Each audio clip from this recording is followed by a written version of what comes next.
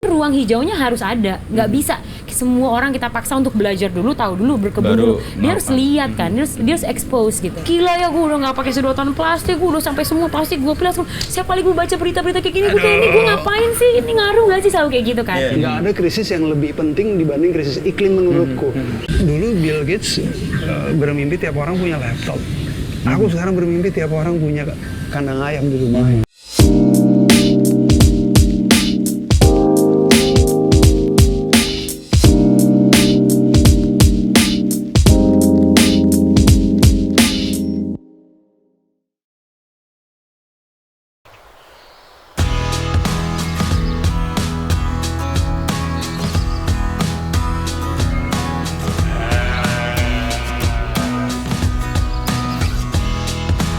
Kalian melakukan apa? Eksperimen apa di sini? Ini kita menemukan hutan pangan. Hutan Nah, pangan. jadi food forest. Jadi kita nanam meniru desainnya hutan.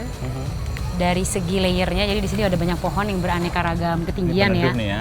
Ya, ini peneduh udah existing, ya kan, kanopinya existing. Kita nanam kayak itu aren, Mas, itu aren. Ini aren. Yang paling kanan yang belum Oh, ini ya? ya, itu Oke, aren. ya. Sampingnya ada kelapa kopior. Ini kemiri nih. Ini kemiri. Jadi ada suksesinya lah. Sekarang masih muda nih. Masih muda, Mas. Ya, jadi hutan. Pohonnya masih- Orang kalau bilang hutan, masa hutan kayak gini, kan tanamannya masih kecil-kecil. Oke. Suksesi jadi ya yang tumbuh cepat dulu, shrubs, herbaceous, tanaman obat. Ini kenikir bukan? Yang ini betul? Iya. Ini Iya. bisa dimakan ikut Ini kapan? benar bisa. Benar, iya, Nanti iya. panen buat di rumah ya. Kita sering banget sambil tur sambil ngunyah gitu. Oh iya, nih. Iya, Aku kenikir. Anak-anak bunga. punya pengalaman dengan tanaman ini sangat banyak karena di Jawa kan ini jadi kayak saladnya kan? Bener, lalapan pakai Lalapan sambal. pakai sambal Iya. gitu. Bener. Jadi kita aneka ragam. Jadi ada tanaman obat, tanaman pangan, tanaman bunga. Kayak hutan aja sih. Bineka Tunggal Ika lah ya, semua kalau bisa Apalah. hadir kita hadirkan dengan harapan bahwa nanti mereka saling menguatkan, tanahnya semakin kuat karena keberagaman di atas menguatkan keberagaman di tanah. Terus nanti kita nggak harus terlalu banyak merawat karena gayanya kan gaya hutan ya. Jadi, Iya, emang semua jadi dia tumbuh, self ini ya. self-sustaining, Self-sustaining, ya. gitu. Jadi aneka ragam lah di sini. Oke, pilihannya menyesuaikan dengan wilayah ini tanamannya atau hutan tertentu yang diambil. Ya, Campur ya, aja. Sebenarnya kalau sumber-sumber tanamannya banyak Jawa Barat. Oh, Jawa Barat. Iya. Jawa Barat. Tapi masih masuk dan hidup di sini ya. Iya, Secara tanaman-tanaman yang familiar lah sama kehidupan kita sehari-hari. Misalnya kita belajar makan pakis sayur kan juga dari daerah. Oh, ini pakai sayur. Iya, pakis-pakis yang bisa dipakai buat sayur gitu Enak kan loh, nanti masih pucuknya. tumis. Tahu. Di rumah banget. makan Padang yang otentik ada nih. Iya. Pakai sayur, enak Pakai banget. sayur betul. Digulai gitu kan? Mm-mm. Pengalamannya. Oke. Kita coba. Ini apa? Ini tanaman hias atau tanaman? Ini tanaman obat. Ini obat. Ini daun jinten. Ini silakan Jinten. ya, Mas, coba dicium, dirobek terus dicium. Dikunyah dong, biar Oh. lebih seru. Ini bisa digunyah. Bisa, ini tinggal dikunyah. Apa rasanya? Jamu. Kayak pedes tapi mint, kayak pedes, kayak ada pedes mintnya. tapi dingin. Ah, Jadi ini sebenarnya bisa jadi obat buat sariawan kalau orang lagi bisa diseduh jadi teh. Tim aku kalau pada udah mulai radang, biasanya Pakai kunyah ini. ini terus ditelen. Enggak ditelen juga nggak apa-apa. Tapi ini emang tanaman obat, Mas. Dan ini bisa, ini kalau digini-gini keluar air ya, cairan. Terus dia dingin. Jadi dia bisa gantiin ini, bisa buat nurunin demam. Dulu pas anak Oh, saya iya? kecil, dingin banget tuh kalau ditaruh di sini loh. Oh iya benar. Nah, airnya dingin, jadi bisa nurunin demam. Jadi ditempel, jadi banyak lah di kita. Bikin disobek-sobek dikit, terus tempel di jidat. Jadi agak dingin gitu jidatnya gitu. Iya. Ini Jadi ya. kita sambil belajar juga sih Mas. Tanaman kan banyak ya. Iya. Yang ada di sini yang kita ngerti gitu. Yang kita belum ngerti kadang kita pergi ke daerah mana nanti kita Dapat. iya dapat dapat ini ilmunya, apa dicari, kita coba tanam kita di coba sini tanam di bisa sini. apa enggak. Nyetek-nyetek kan gitu ya. Ini nih apa nih? Tapak darah ya. Tapak Bunga. doro kalau ini. Tapak doro. Nah, tapak doro. Ini kupalandak, Mas. Apa dia? Nama lainnya adalah anggur Brazil. Jadi tanaman buah. Tapi belum ada ya dia buahnya ya dia. Ini di Batang. Nanti buahnya di batang muncul ini. Kayak kepel. Kayak gitu kepel. Ya. Kayak kepel. Bener. Kayak kepel. Kepel juga nanam kita karena dapat ada temen Ini yang yang ini ya? yang masih muda ya. Oke. Karena temen dia sakit apa San ya? Disuruh makan buah kepel Mas. Dan manjur. Dan manjur. Tabibnya dari Jogja, salah satu terapinya adalah makan buah kepel. Kepel. Ini selalu ada di keraton-keraton sih. Iya. Iya. Kepel itu. Makanya siapa tuh jadi keraton, makanya saya tanam. Aku tahu karena di Pakualaman itu Dulu waktu aku pertama nikah sama istriku kan baru main ke Pakualaman kan sering. Itu ada pohon kepel dan buahnya banyak. Banyak banget. Oh. Besar pasti pohonnya. Besar, pohonnya udah sebesar ini nih. Jadi ketika buah itu kayak Kayak buah penuh semua di bawah ya. Tadinya aku nggak tahu ini pohon apa, jadi kata pohon kepel. Kan ada kebijaksanaan terkait dengan kepel, apalah kata. Nah itu yang kita seneng sebenarnya pelajaran-pelajaran itunya mas. Jadi ngelihat pohon tuh ternyata ceritanya banyak loh satu pohon, iya kan? Iya, dan ini berguru pada alam ini nih jadinya. Iya. Tuh. Makanya jadi tagline kita deh. Ya sebenarnya kan Nusantara juga ya kan, alam takabang jadi guru itu kan dari Minang. Maksudnya kan itu kan budaya-budaya Nusantara sekali ya untuk kita belajar terus membaca alam gitulah. Dan Jadi lebih arif sih karena belajar dari alam. Iya. Jadi tahu sebenarnya apa yang sedang mau dikatakan oleh alam. Kalau dia dekat dengan kita kan sebenarnya kita bisa lebih mendengar kan dia mau apa. Nih kayak musim apa sih dia akan cerita kan. Kalau kita peka gitu. Tahu. Aku waktu itu belajar tentang itu dari Pak Eko Prawoto. Ya Oh, dari Allah. Pak Eko Prawoto. Dia arsitek, Iya. tapi menurutku dia arsitek yang kayak seniman gitu ya. Dan di usia dia kemudian sekarang udah meninggal kan, dia terakhir itu dia kembali ke kampung di Kulon Progo dan hidup di sebuah tanah yang masih alami gitu, dan kemudian dia belajar dari situ. Dia mengenal ini akan musim apa dari daun yang jatuh. Lalu ini batang-batang udah mulai rontok, ini bentar lagi musim apa. Iya. Dan dia mencatat itu. Wow. Keren. Jadi sesuatu yang kemudian diteruskan kan untuk bahwa ini petanda yang bisa kita pakai. Kita lanjut ngobrol di sini aja nih. Boleh? Mana? Emang Sandra Jogja sesuatu sih buat kita mas. Sampai menuju ke Jogja itu ceritanya gimana? Kok tiba-tiba ke Jogja dan ketemu Asri, lalu ketemu Bumi Langit, dan kemudian 2016 move begitu. Kalau Asri itu teman SD, tapi kita hilang Oke. kontak, ketemu lagi pas aku sama dia sama-sama ikut Indonesia Mengajar. Sih. Terus long story short, pulang dari Indonesia Mengajar kan masing-masing orang ya nyarilah perjalanan berikutnya seperti apa. Asri pindah kan tuh ke Jogja kerjasama dengan petani. Aku masuk dunia kantoran kan. Oke. Nah pas udah kurang lebih berapa dari 3 tahun kali ya, aku mulai ngerasa Korporat. iya kok enggak nih Bener, kayaknya nggak cocok nih ya. Oke. Curhatnya sama Asri. Suaminya Karena aktivis soalnya mas. Istrinya korporat. Jadi Kayak panas diskusinya di terus rumah setiap gitu hari. lah. jadi kita kayak, tapi ini gak ada apa pengen pindah kuadran. Aku pengennya pindah kuadran sih. Aku pengen belajar tetap gimana cara kita sustain tapi dari kuadran yang berbisnis kan. Dan si Asri kan udah ngejalanin duluan, udah Iya, bahkan iya. udah kesana duluan, udah Iya. kemana-mana. Iya. Tapi selalu keep in touch kan sama kita. Jadi kita selalu tahu update-nya. Ya udah akhirnya ke Jogja aja deh, kita ngobrol-ngobrol, kita ngobrol ke Jogja. Ya bertukar ide aja, brainstorming apa ya idenya ya. Habis itu diajak ke Bumi Langit. Ketemu Asrinya di Minggir itu. Betul. Oh, oke. Minggir itu sesuatu juga Mas, tuh. minum dulu. Nah, Minum dulu. ini Panjang telang ya? Iya, ngobrolnya Telang. panjang Coba kayaknya. bisa dirasain nggak rasanya apa? Ada kemangi. Bener. Oh bener ya, Kemangi rasa ya? gue peka juga ya lumayan ya. Bagus. Kita pakai bunga kemangi. Jadi bunga kemangi itu bisa jadi teh. Karena telang kan, telang nggak ada rasanya, cuma warna. Jadi kalau Kemangi, kita iya. mau minum biru doang kayak minum air aja. Tapi bunganya kita suka mas. Bunga apa? Kemangi bukan daun. Iya, Kan daun bunganya. malah bunga. Kalau buat Putih-putih di kan? teh. Dia panjang Iya, gitu. itu Iya, kita iya. suka. Oke. Jadi dari Asri, terus kemudian ke Bumi Langit, dan pertobatannya bagaimana itu kemudian mengubah jalan hidup kan akhirnya, dan Iya, kalian Pak, berkomitmen dari suatu. Bumi Langit lah ya. Soalnya- Maksudnya setelah Bumi Langit ya? Enggak, soalnya kan waktu itu emang udah membahas dong. Mau. Yudir, kita mau ngelakuin apa? Dan aku sama Dira kan, ya maksudnya Dira kan aktivis. Aku banyak gerak di bidang yang ke arah sosial dan edukasi. Jadi kalau kita menyemplung ke dunia bisnis kan baru untuk kita berdua. Terus kita ngerasanya waktu itu kayaknya kita harus ngelakuin bisnis yang kita juga tuh mau. Maksudnya kayaknya kita nggak bakat nih, kita bukan tipe yang bakat bisa jualan sendal gitu loh. Oke. Bisa ngebuat orang beli kayak gitu-gitu. Jadi kita kayaknya harus ada sesuatu yang kita sendiri tuh juga mau sambil kita berbisnis, sambil itu tuh jadi sesuatu yang kita passionate about gitulah kasarnya. Aku sama Dira suka sama lingkungan. Kita kita suka sama lingkungan dan kita pengen waktu itu emang kita mikirnya apa kita bisnisnya ke arah lingkungan ya, tapi apa ya yang cocok buat di kota karena kita juga nggak mau ninggalin Jakarta. Jadi kita juga Beda sama Asri, kalau Asri kan langsung move. melipir. Ya. Kalau kita sempat sih bukan nggak sempat kepikiran ya apa kita ke Jogja aja, tapi kayaknya tuh terlalu latah aja sih. Kayak terlalu latah dan banyak keluarga kita masih di sini. Jadi akhirnya kita mikir kayak sesuatu yang dibutuhkan Jakarta juga. Apa ya udah jadi banyak brainstorming ke Jogja, dibawa ke Bumi Langit dan abis ketemu Pak Is sebenarnya tuh udah agak matang. Udah agak mengkristalize ya ide kita gitu. Iya. Mengkristalize dia bahwa ini kayaknya something like this deh yang kita mau bawa ke kota karena ada unsur edukasinya juga. Terus ada unsur gaya hidup yang tidak pernah dicontohkan ada di kota. Jadi kita merasa kayak ini butuh deh sebuah contoh yang hidup akan apa yang dilakukan di Bumi Langit tapi di Jakarta gitu, bahwa ini juga mungkin untuk ditarik gitu di perkotaan ya. ke daerah urban.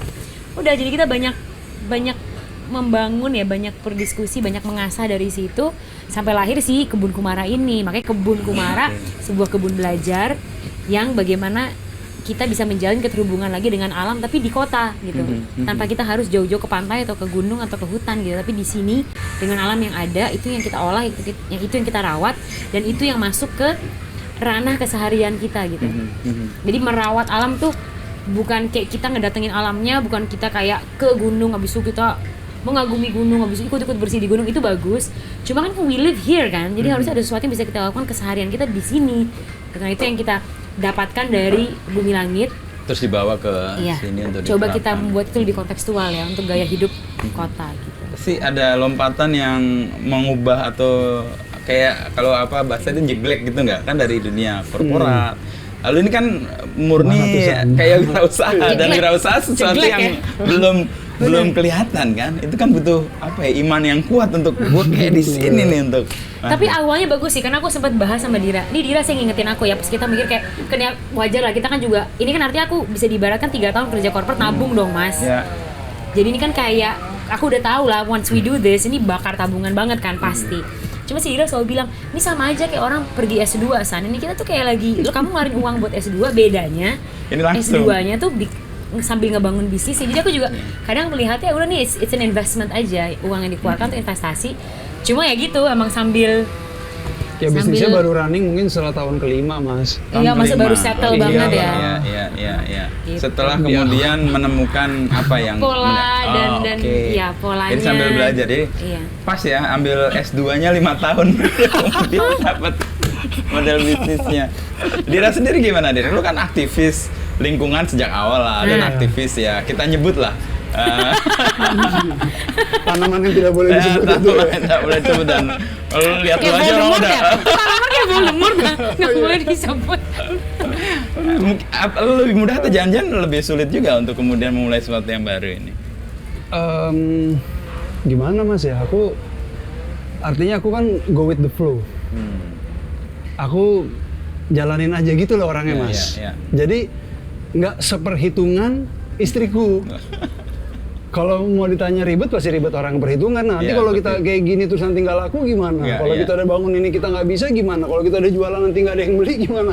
Aku enggak gitu. Aku yakin, aku lebih, bukan nggak ada ya, tapi aku yakin kalau kita ngelakuin ini tulus, kita benar. Aku lebih kayak gitu. Pas, maksudnya nggak ada sih San? Ya mau, toh.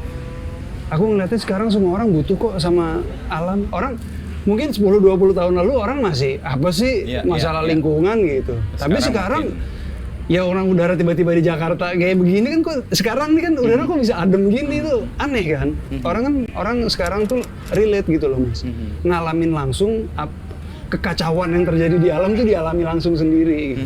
Jadi aku ngerasanya situasi alam yang kayak gini ya orang pasti bertanya-tanya ada apa. Nah ketika orang bertanya, disitulah kita bercerita gitu loh. Di situ kita bercerita tentang alam. Alam tuh sebenarnya nggak kayak yang lu kira loh gitu. Alam bisa kok sehat kalau lu kayak gini, kalau lu kayak gitu. Gitu. Aku lebih ngerasa. Jadi sebenarnya kombinasi yang pas ya. Satu, kalau dalam konteks gue coba bahasakan, ini berpikirnya adalah nanti gimana? Kalau Dira gimana nanti? Kayaknya gitu. Tapi malah jadi tapi yang pasti stres pasti Sandra karena nanti gimana? Gimana nanti? Berat badannya turun berapa kilo ya mas kelihatan. Wah, ini marahin suaminya lah, kamu gimana suami nggak kasih makan? Padahal kita nungguin makanan di sini. Banyak banget ya. Nah, inisiatif Kebun Kumara kan, gue kemarin ketemu dengan beberapa orang yang ya merasa juga terinspirasi dengan apa yang kalian lakukan di Kebun Kumara. Bagaimana bisa merawat alam, bukan jauh-jauh tapi di lingkungan sekitarnya, menjadikan kebunnya mungkin kecil untuk jadi tanaman yang bisa dikonsum. Dia mengolah sampah-sampah rumah tangganya dan sampah-sampah daun itu untuk melihara ayam. Orang-orang yang menurutku kulturnya adalah urban, yang kemudian berani melakukan itu salah satunya, dan dia menyatakan gue bikin ini karena Kebun Kumara, sampaikan salam. Nah, ide kalian untuk melakukan itu dan kemudian ini kan kayak efek yang kalian juga nggak duga kan? Itu awalnya itu seperti apa rencana kan? Bikin rumah itu kan ada kandang ayam di komplek lagi, gimana deal dengan tetangga. Tapi secara lain kan itu kebutuhan protein dapat, sampah dari rumah tangga nggak ada yang terbuang. Itu konsep awalnya, dan kemudian dan ternyata works ya. Dari anak kali ya. Kalau ayam itu sebenarnya baru, kalau kebun lebih awal ya.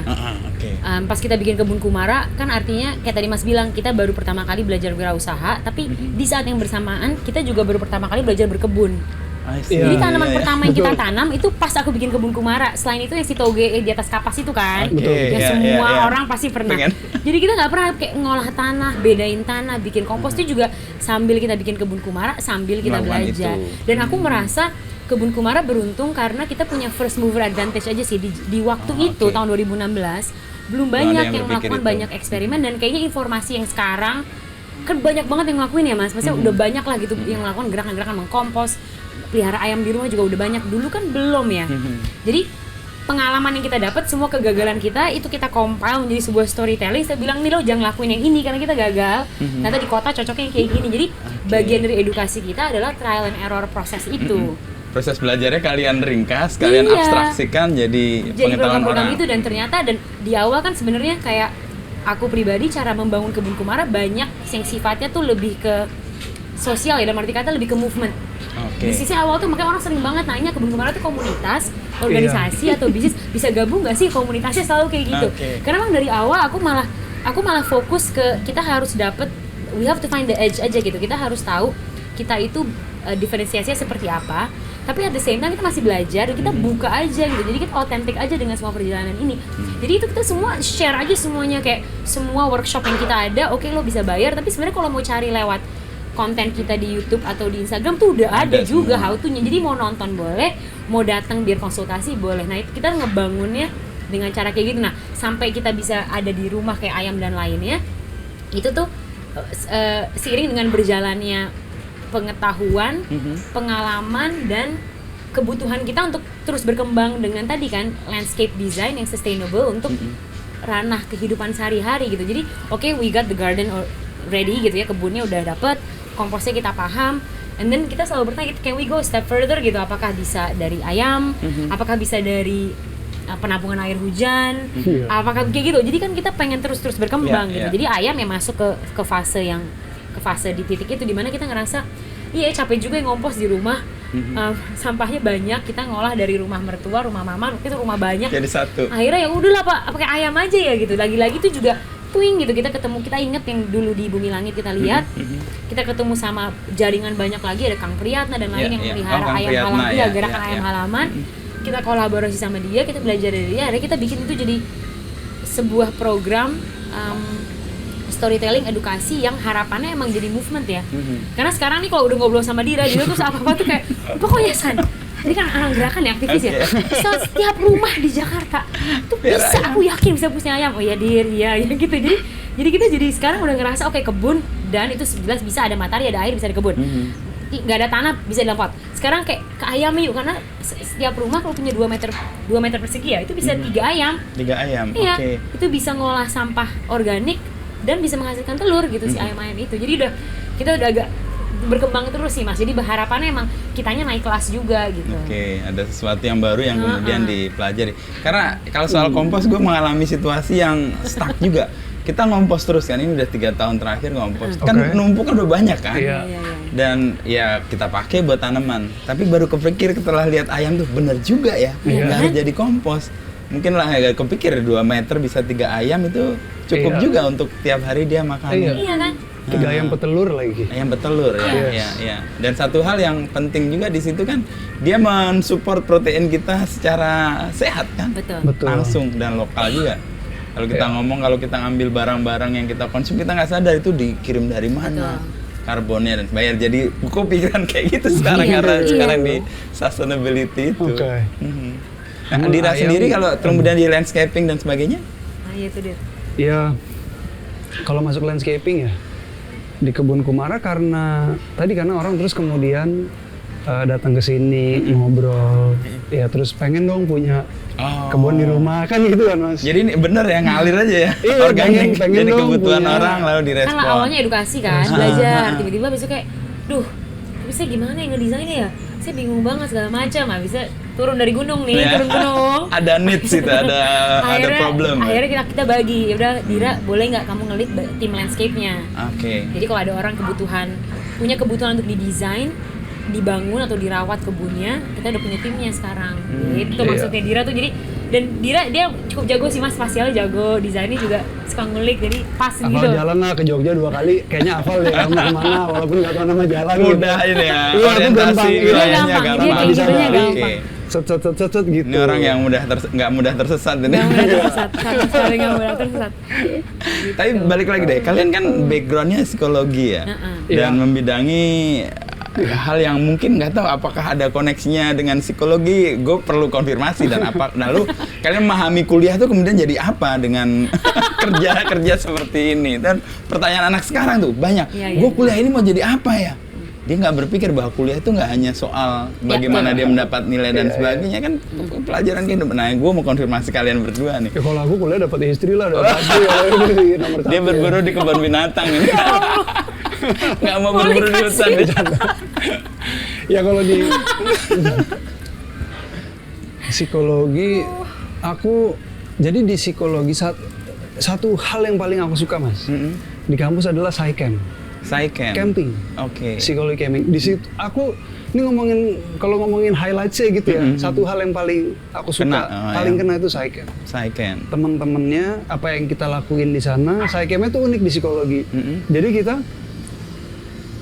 bukan di tempat camping, tapi kita nyari lahan baru, hutan kita buka sedikit gitu, hutan bambu biasanya. Ya. Kita buka udah, kita bikin kamar mandi, kita bikin tempat tenda, jalannya, kita bikin jalannya, tangga.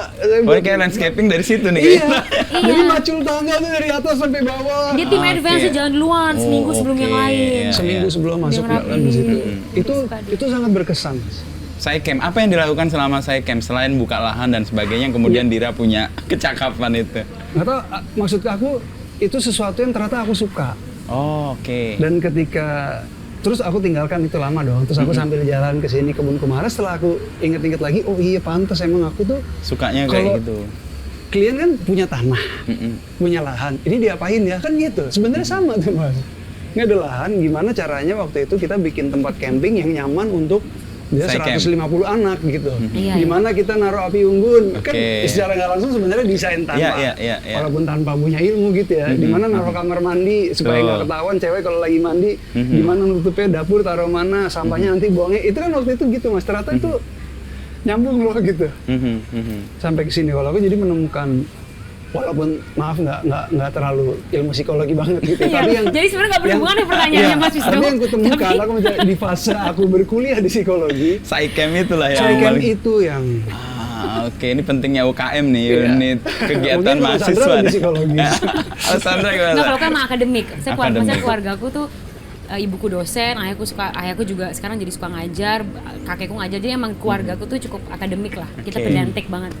Jadi ya, di psikologi aku suka belajar, aku suka ilmunya, aku suka proses kontemplasi yang didapatkan dari belajar psikologi.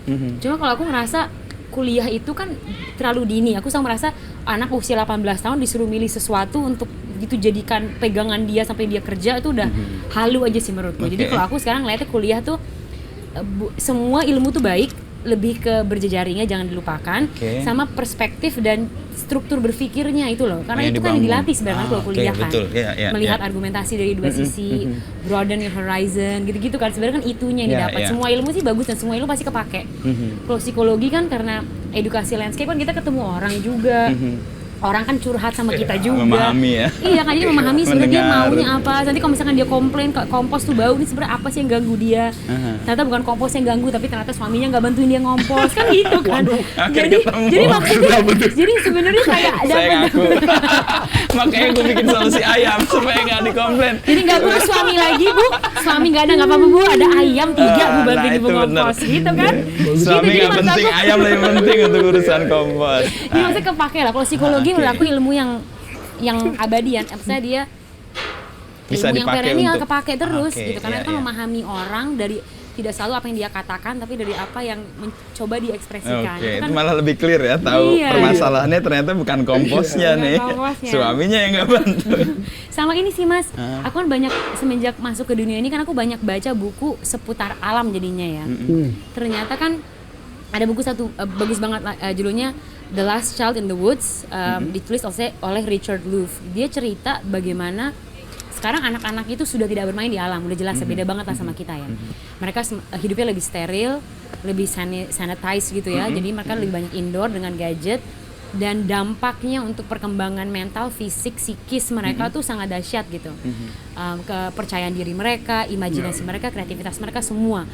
Bahkan sampai imunitas mereka aja menjadi terkendala gitu iya, berkembangnya karena betul. tidak berhasil Tidak dengan ketemu alam. alam. Jadi sebenarnya alam dan psikologi manusia itu kan dekat sekali hubungannya sih. Dan sekarang kayak di luar negeri udah banyak psikolog yang kalau orang curhat dia ada gejala kesepian, loneliness, menuju depression, di subscribe-nya adalah 2 jam setiap hari kamu pergi ke taman lihat hijau-hijau gitu kan. Dan kalau di budaya timur kayak di Jepang ada forest bathing, ada Shinrin-yoku. Di kita juga orang kan selalu kalau ngobrol kan di luar sukanya kayak gini ya. Jadi emang alam itu kan secara psikis membantu kita gitu. Jadi hubungannya aku rasa di situ juga masih erat ya arsirannya. Kalau kita ngomong lebih besar lagi kan ini makronya, ini mikronya di sini kan, makrokosmos cerminan sama gitu mikronya. ya. Oke. Mirroring ya. Jadi kalau kita terpisah dari makronya terlalu jauh, ya mungkin kita nggak ada Goyang, ya iya. atau oleng gitu ya. Muncul masalah-masalah. Muncul terus. masalah-masalah. Dan itu real sih dalam konteks di budaya kita juga di Indonesia terutama kan kita dengan alam itu sebenarnya deket banget kan aslinya. Iya. Ya nggak tahu apakah modernisasi atau modernitas hari ini yang membuat kita menjauh, dan ketika jauh kan kita rindu karena dasarnya kita sebenarnya itu kan. Dan itu yang sekarang jadi kayak gerakan, ya bisa jadi ini kayak latah atau apa, tapi kerinduan orang kembali ke alam, Betul. ke desa, Benar. itu nyata sih. Benar. Dan sekarang kalau di Gen Z kan bahasa healing ya. Ya. I think they got it right ya. Maksudnya dalam arti kata ketika mereka bilang saya butuh healing, saya butuh healing. Benar sebenarnya emang dia merasa ketidakseimbangan dan butuh alam gitu untuk bantu dia menyeimbangkan itu gitu. Jadi aku rasa emang kerinduan akan interaksi dengan alam itu tuh kenceng ya, terutama buat masyarakat modern. Dan alangkah baiknya kalau itu bisa dijembatani dalam ranah keseharian dia. Jadi oke, bagus banget kalau sebulan sekali bisa ke pantai, ke gunung, oke itu bagus.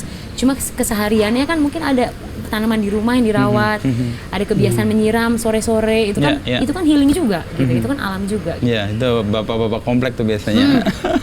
Sore-sore nyiram sambil diem gitu, ini pasti ada. Dulu kan kita ngeliatnya kayak apa sih bapak, sekarang kita kadang ini enak banget. Ini enak Itu banget. Pak Pram gara-gara ngeliat bajunya Mas. Pak Pram kan cerita di akhir hayatnya dia suka nyapu daun. Nyapu, bro. Dulu dia belum ada ayam halaman, kalau kenal kamu mungkin nggak dibakar tuh Mas. Dia miara ayam. Dibakar nggak kan Pak Pram nyapu. dibakar. Mungkin kalau kenal kamu San, miara ayam dia. Betul. Itu yang tadi aku sebut Pak Eko Prawoto almarhum itu. Iya. Terakhir dia kembali ke Kulon Progo di Kalibawang itu, dia hidup di tepi Sungai Progo itu. Rumahnya kecil dan dia pohon-pohon besar dibiarkan, dan dia nanam pohon-pohon kecil untuk dia ya satu untuk ya apa ya pelestarian, karena dia senang dengan mencatat ya, membuat ini tanaman apa dan sebagainya, itu membuat dia juga merasa lebih sehat.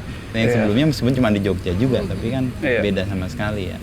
Nah, kalau tadi nyebut kan Kebun Kumara sebagai movement ya atau gerakan ya, sebagai upaya yang sekarang kalau kita nggak tahu harus ada riset sih ngelihat, tapi ini menggerakkan banyak orang sih. Salah satunya gue datang ke sini karena kalian kan.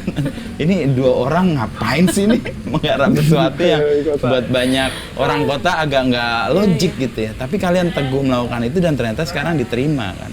Dan ini apa kalian bisa cerita, ini kawasan yang akhirnya menerima kalian kan dengan konsep itu kan. Dengan konsep ini betul. Panjang juga sih ceritanya ke sini ya, bisa sampai sini sana. Iya panjang. Ini kan HQ baru Kebun Kumara, kita buka akhir tahun lalu. Iya. Setelah perjalanan panjang 2 tahun kita nggak punya tempat. Itu juga it's another story, tapi itu absurd bisnisnya bisa bertahan. Namanya Kebun Kumara tuh nggak ada kebun Mas. Ini imagine itu juga. Makanya aku suka ngerasa, makanya bener kata Dira juga, aku selalu percaya kalau kita niatnya baik itu ada aja deh. Ada sih. Keberlangsungan yang terdukung ya. Menuju Orang ke kan situ. ngomongnya semestakung tapi aku belum percaya karena itu benar terjadi gitu ke kami.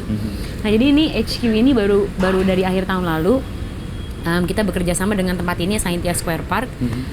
Dia mitra kami. Kita menggarap ini ke sekitar 1.200 meter persegi ya, 1.500 meter persegi. Menjadi tempat, jadi rumah untuk kegiatan kita, jadi aula kalau kita ada kegiatan edukasi, jadi kantor tim kita juga.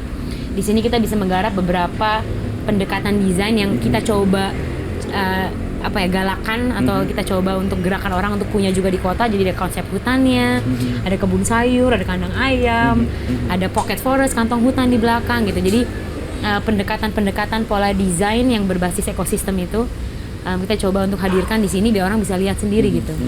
Seeing is believing ya. Seeing is believing, benar. Ternyata Susah kan orang. kita cerita apa itu permaculture. Susah banget. Tapi kalau misalnya ke kebun kita aja, lihat aja nanti you'll get the idea deh maksud kita tuh apa gitu. Dan ini tadi Dira kan yang menyebut bahwa ya kalau tulus melakukan, lalu gigih mengerjakan ini, akhirnya datang juga tuh. Betul. Tempat-tempat yang tadi nggak terjangkau, tapi karena nama itu adalah doa, kebun Kumara nggak punya kebun, doanya punya kebun, jadi punya juga kan. 1.500 Iya, ya? 1.500 yang ini lumayan. sejumlah tanaman yang ditaruh di sini, tanaman yang apa? Tanaman hutan atau tanaman? Buah. Tanaman yang paling sering kita konsumsi kelor, favorit kita. Kelor ya. Kelor kita favorit. Iya, iya. Masaknya gampang. Betul. Khasiatnya banyak. Khasiatnya banyak. Perawatannya sangat Mudah, mudah. nggak Ya. perlu dirawat bahkan. Bisa bilang nggak perlu dirawat. Kalau kebanyakan air malah dia mati gitu Iya, ya iya. kan. Kelor, telur ya. Tempat Dari ini walaupun ayam. belum ada sih telur mas, tapi telur salah satu yang hampir kita panen setiap hari, ya kan. Terus tanaman obat yang hampir selalu kita pakai sirih. Sirih, oh iya. Daun Sirih sirih, yang ya. umum kan kalau waktu kecil diajarin sama mama kan, mimisan. Iya, dikasih sirih. Masuk kan sini sirih, ya kan. Jadi sekarang kita kalau ada luka, anak kunyahin, tempel di Oke. lukanya daun. Kalau yang dari keluarga aku tuh cincau. Cincau. Dari keluarga bapak Cincau yang gua. rambat atau yang daun? Yang rambat. Oh, yang rambat. Yang rambat. Punya juga tuh. Iya kan. Jadi kalau itu dulu diajarin kalau lagi panas dalam. Betul. Atau perutnya Ya, nggak tinggal enak. diremes. Kita Remah. biasain di keluarga. Oke. Jadi kalau lagi anak lagi enak badan pagi-pagi kita aja panen, kita remas terus jadi karena kayak jelly kan. Jadi Betul, ayo betul. kita bikin jelly cincau gitu buat anak. Dia mau hal-hal yang sederhana aja sih mas. Sebenarnya sederhana yang sehari-hari kita Iya, kita iya, iya. bisa konsumsi sih. Sehingga orang nggak mau manfaatkannya bingung juga kan kalau Iya. misalnya banyak produksinya Betul, gitu ya, kayak bisa dipakai. Alpukat tuh yang lebih sering kita minum konsumsi daunnya. Daunnya. Waktu itu Sandra yang sakit Waktu apa kamu ya? Kita aku punya karena aku ikut terapi di acupuncturist, terus dia nyaranin bagus betul deh. banget loh daun alpukat Liver itu ya? untuk detox ya. Jadi detox misalnya ya. kita makan ya, makanan kita kan pasti ada residu yang nempel. Oke. Kalau kita pengen nge-flush itu, minum aja daun alpukat, daun Direbus? alpukat ya. Enak banget ya mas. Semua jenis alpukat? Iya. Atau Kita sih ya nggak pilih-pilih sih. Daunnya oke. agak tua aja, jangan yang Oke. pucuk ya. Oh, yang sudah Agak hijaunya iya, tua iya. gitu Iya, ya. iya. Saya di sini belum ada. Iya, Kalau di sini rumah belum. biasanya Kalau di kita rumah Oke. ini nih teh ini, ini ada teh alpukat. Kalau kita ada tamu Oke, kita ngasih ini daun tadi. alpukat. daun alpukat. Kalau di rumah kita ya. Ayo nih teh apa orang suka bingung Bingung. ini apa Iya, tapi iya, daun iya. alpukat rasanya Oke. kayak apa? Kayak teh Jepang apa namanya? Kayak green tea gitu lah. Iya. Kayak teh Tiga hijau. tanaman tuh ada di rumahku semua tuh, meskipun kebunnya kecil banget. Alpukat ada, Ada, cincau ada. cincau ada, sama sirih. Iya. Kelor Sirih ada belum? Kelor Dikonsumsi tetangga. nggak Oh, daunnya? enggak. Apanya? Enggak. Malah aku tebangin karena kan cepet banget kan dia Iya. membesarnya. Karena aku mengurangi daunnya supaya dia lebih Iya, tinggi tinggi. kan. Daun-daun yang tua biasanya kita Panenin, 5-7 daun. Pak pakai yang biasa ngerebus jamu kendi. Tahu. heeh. Ya rebus itu. Oke. Cobain dari situ besok ya. pagi coba. Wah, Enak banget. Ini resep dari kebun Kumara nih Enak, nanti. enak banget. Mhm. Rasanya tuh gimana ya? hal-hal Enak yang banget. sederhana ya. Iya. Nah, memperkenalkan ini kepada orang-orang urban, apa yang kalian mau harapkan itu? Apakah ini akan jadi ya diikuti atau orang ya mulai sadar atau apa sebenarnya mission statementnya lah atau apa ya dengan ini? Ini mau jawabnya soal gitu. Namanya kalau dari kita kan sebenarnya kita itu ingin berperan untuk menghadirkan budaya dan ruang-ruang yang lestari di kota. Oke, Gitu. budaya Kita- dan ruang-ruang lestari di Iya, kota. jadi gimana Oke. caranya Kebun Kumara ngambil peran di situ deh. Nah, salah satu budaya lestari menurut kita sebagai pintu masuknya adalah sebuah kebun. Karena orang nggak muluk-muluk kita ngajarin kalian lestari itu kan merawat ya, Iya, mengolah dan betul. merawat dengan baik gitu. cara belajar itu kan sederhana dari mengolah tanah dalam satu pot aja. Itu kan udah bagus banget. Itu pengalamannya buat aku tuh dahsyat dan jangka panjang sekali gitu, dan kemana-mana gitu dampaknya. Yang kita harapkan dari pengalaman itu bisa muncul kesadaran-kesadaran untuk dia lebih peka terhadap alam, dan nantinya kita ini semua kan konsumen, kita kan bukan petani ya. Dan kebun Kumara tuh tidak pernah muluk-muluk kayak semua tanam, ya kita kan nggak kayak gitu, kayak ketahanan pangan 100%, tanam berasmu, tanam itu nggak gitu ya. Cuma kita bilang tanam aja yang kamu suka, kamu belajar deh cara dia tumbuh, seberapa sulitnya, seberapa mudahnya. Lalu dari kesadaran itu semua, kita percaya banget kalau orang sudah berkebun, tidak mungkin dia tidak berpihak pada ekosistem yang lestari, petani lokal, bisnis-bisnis yang baik, nggak mungkin deh. Karena udah peka banget ya, kita jadi tahu kan, oh ini tumbuhnya lama, nasasi kita mubazir, oh ternyata susah banget, oh ternyata kalau ini dicampur sama ini, kayak pokoknya kita dapat banyak banget deh wawasan dan kesadaran dari proses itu. Jadi nanti yang kita harapin dari jangka panjang berkebun, ketemu banyak orang berkebun, saling diskusi, lebih peka soal pangan, nanti mulai itu muncul perubahan perilaku yang mensubstitusi cara kita belanja sebagai konsumen, cara kita menghadirkan pangan di kulkas dan di meja makan. Mungkin kita bisa belanja ke tempat-tempat yang lebih baik, atau ke petaninya langsung, atau cari gitu loh. Jadi kita berharap seperti itu, mengenal pangan lokal dan keberagaman pangan lokal kita sebelum pada punah gitu kan. Kayak gitu-gitu tuh yang kita harapin dari budaya berkebun di kota. Nah, ruang lestarinya itu adalah karena kita jadi nggak juga, orang susah untuk orang belajar sebuah budaya itu kan kayak chicken and egg ya. Jadi budaya bisa lahir duluan, tapi kan budaya itu kan terbentuk oleh iklimnya juga gitu ya, ekosistemnya. Jadi ruang hijaunya harus ada, nggak bisa semua orang kita paksa untuk belajar dulu, tahu dulu, berkebun dulu. Dia harus lihat kan, dia harus expose gitu. Taman kotanya harus banyak, tempat-tempat kayak gini harus lebih banyak lagi. Orang harus lihat, oh aren gini ya, oh alpukat tuh gini ya, kayak hal kayak gitu-gitu tuh harus ada dan harus banyak. Itu kenapa gak cukup nih budaya doang yang kita kenain, harus ada ruangnya yang menggerakkan kesadaran itu. Jadi sebenarnya kita pengen banget berperan dalam menghadirkan itu sih, dan harapan kita semakin banyak lagi sih kebun kumara atau bisnis-bisnis yang lebih keren dari kita yang melakukan hal yang sama gitu. Jadi kota ini menjadi tempat yang layak huni dan bisa memitigasi dampak krisis iklim yang udah pasti akan terjadi dan akan semakin parah ke depannya gitu. Jadi itu sih, jadi it's like a delicate dance between the two gitu sih Mas. Iya, dan ya, baru kebaca pengaruh psikologinya mengubah perilaku orang dengan berkebun. Itu kan sesuatu yang itu kan komitmen jangka panjang kalau kita menanam atau berkebun, merawat, lalu kemudian kita menjadi lebih sabar, menjadi lebih tahulah bahwa ada saatnya, kita nggak bisa memaksa, bahwa semuanya itu akan datang pada saatnya. Itu kan kalau orang nggak punya pengalaman itu bisa memaksakan. Iya, susah kan? Kayak cara belajar, cara ngajarin anak kecil aja kayak kamu tuh harus sabar. Sabar tuh apa gitu kan? Kamu tanam ini tanaman, rawat setiap hari, tunggu dia berbuah. Kamu nunggu 8 bulan untuk dia panen, itu sabar gitu kan? Itu kan real ya. Gitu sih menurutku juga. Kayak apa, daun-daunan dimakan sama binatang lain yang ada di kebun gitu, itu buat kita kan ya memang kita nanam di sini bukan cuma buat manusia, bukan cuma buat kita gitu. Karena itu yang kita belajar dari bumi langit, kita belajar dari kearifan lokal. Gitu. Kita nanam buat alam dan semua penghuninya gitu. Kita di situ berarti kan secara walaupun kita nggak ngomong, tapi anak belajar nggak serakah gitu sebenarnya. Iya, persis. Sederhana yang kayak gitu yang menarik loh Mas jadinya kalau kita. Dan itu kearifan yang sebenarnya ada di tradisi kultural kita sebenarnya. Misalnya keluarga besarku kan petani ya di Klaten sana. Dan dulu, ini namanya dulu ya, kita nggak pernah mengalami, tapi mereka cerita ketika panen tuh mereka nggak habiskan. Karena jadi konsumsi untuk burung-burung, karena burung-burung itu penting buat ekosistem persawahan di situ nanti. Dia bawa apa, dia kemana, atau jadi kalau burung disebut sebagai hama dulu tuh menurut mereka enggak. Itu bagian dari alam yang memang harus dirawat juga, karena dia juga bertugas untuk membuat misalnya yang mungkin secara ilmu belum dipahami, tapi itu memberikan lingkungan itu menjadi lebih baik dan mungkin juga akan bermanfaat dalam jangka yang panjang ya.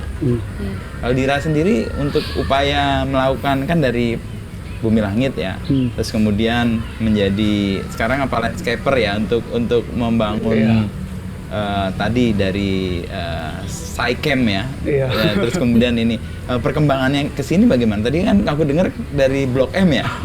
Oh tadi aku Oh, pikir iya, kan iya, sempat iya. dari ada ini Itu proyek berarti di ada Blok M. kebutuhan kan akhirnya kan di banyak tempat meskipun Iya. nggak masif ya. Meskipun aku ngelihatnya mungkin ini jadi satu opsi ya. Kan orang kalau punya lahan mau diapain pikirannya macam-macam.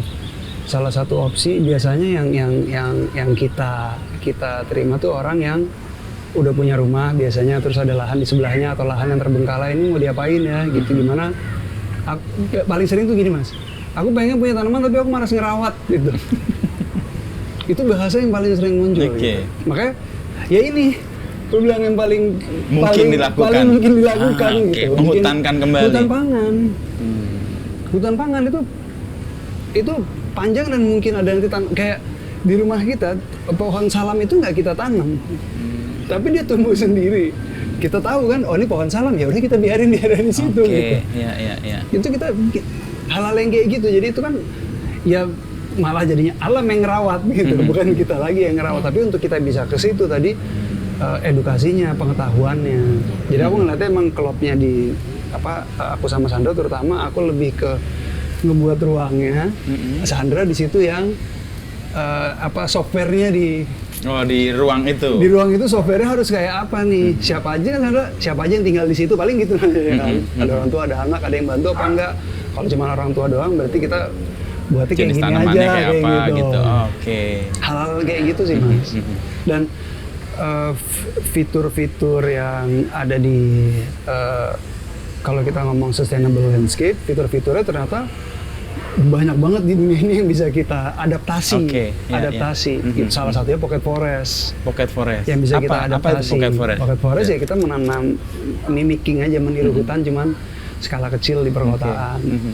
Kita menumbuhkan banyak pohon gitu di perkotaan, sesederhana itu untuk memitigasi persoalan-persoalan lingkungan. Itu kan berkembang di Jepang, diadaptasi di India, diadaptasi di Eropa. Kita adaptasi juga di Indonesia, banyak mengadaptasi di Indonesia. Nah, jadi fitur-fitur itu jadi kita pelajari bagaimana cara menangkap hujan dan lain-lain kan itu tergantung klien nanti, jadi tergantung kita lagi bekerja sama dengan siapa gitu. Itu yang buatku jadi menarik. Artinya, dan di satu sisi karena kita punya mindset permakultur, ya kan, permakultur salah satu mindsetnya kan kita integration rather than segregation. Kita lebih suka mengintegrasikan sesuatu dibanding kita mengkotak-kotakan sesuatu. Ketika kita datang sesuatu proyek yang wah kita nggak ngerti nih cara bikin aquaponik misalnya, gimana ya cara kita memfermentasi kotoran ikan terus bisa memberikan dosis yang pas untuk ke tanaman.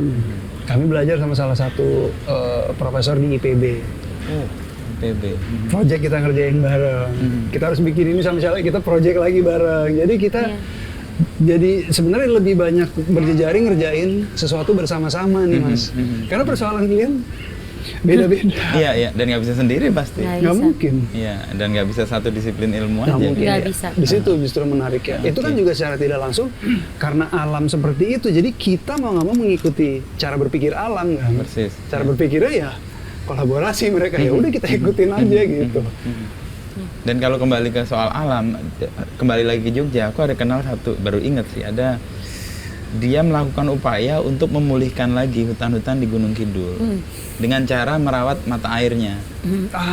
Si Farid and the gang lah, Farid Stevi, terus ada di sana namanya itu Resan Gunung Kidul. Dan dia menanam lagi dengan ketapel itu, ditembakkan ke kars-kars itu.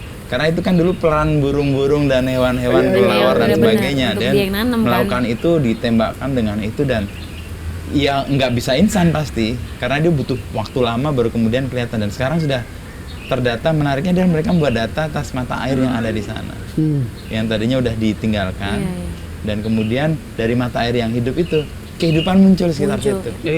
Masyarakat merawat, ada yang menanam di situ, ada yang ingat lagi kayak apa ya, kita menyebutnya mungkin agak mistik atau apa, orang bawa dupa lagi ke situ. Itu cara-cara yang ternyata memanggil memori mereka masa lalu untuk menghargai si pohon atau si mata air itu. salah satu rekan kerja kami namanya Jong Salire Jong Salire di Temanggung. Temanggung. Di Temanggung. Terakhir salah satu tim kami namanya Yogi, dia ikut belajar di sana, ikut program untuk pemulihan 5 mata air Di Temanggung. di Temanggung. Oke. Jong Salire yang nge-lead project-nya. Nah sekarang kita jadi rekan karena ternyata ketika kita bekerja dengan mereka memulihkan air kan dengan cara menata batu salah satunya mas. Batu ditata gitu kan. Dan waktu itu salah satu tukang batunya cerita, wah mas sekarang di kampung orang lebih milih pakai aspal, nggak pakai semen gitu, jadi Daripada batu. sedangkan itu waktu itu jalan untuk di desa untuk di apa, jadi mereka juga udah hampir nggak kepake ilmunya. Kita di Kebun Kumara akhirnya beberapa kali bekerja sama Jong Salire justru landscape yang biasanya kan pengennya alami kan. Nah kita batu itu justru skill wah mas. Jadi buat mereka tuh batu ada mukanya. Kita kan, ini gimana ya mas?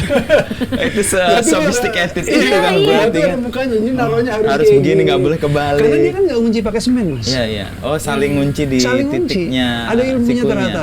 Kadang ada batu yang dipukul di sini, pecahnya sebelah sini. Ternyata nggak. Jadi mereka kuku-kukunya mas, wah udah hitam, udah kena pukul atau apa. Udah tua-tua. Tapi dia bisa membaca nih wajah dari batu. Wah, itu. Wow. Luar biasa, Kapan-kapan nanti kalau itu salah satu proyek kita di daerah di Sentul ya. Nanti kalau udah jadi kita Sentul sini di Sentul, di Bogor. Bogor ya.